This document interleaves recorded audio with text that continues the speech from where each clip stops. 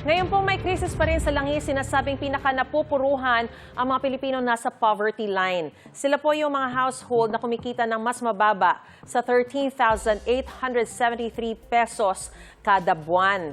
Kaya bilang tulong po, may mga programa at ayuda ang pamahalaan para sa kanila.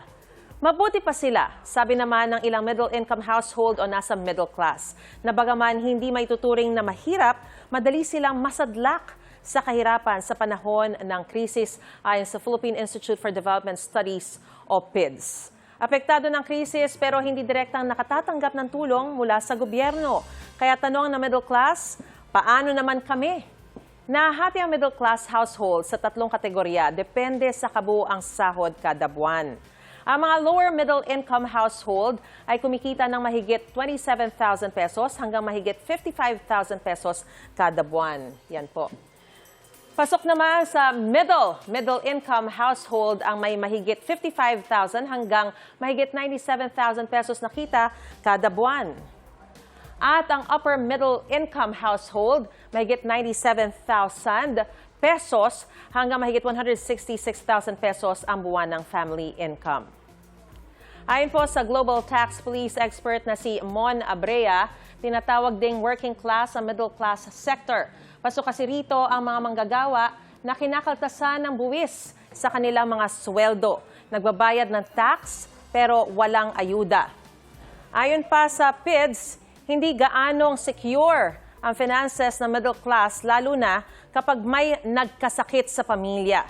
Hindi nga raw gaanong applicable ang kasabihang kapag may isinuksok, may madudukot. Ang mga nasa middle class kapag dinukot ang isinuksok, meron pa kayang kasunod? Kaya po, ayan. Kaya saan daw sila makakaasa ng tulong kapag sila'y naghirap sa isang iglap? Isa sa mga pinag-aaralan ng PhilHealth, magbigay po ng dagdag benepisyo para sa mga miyembro nito.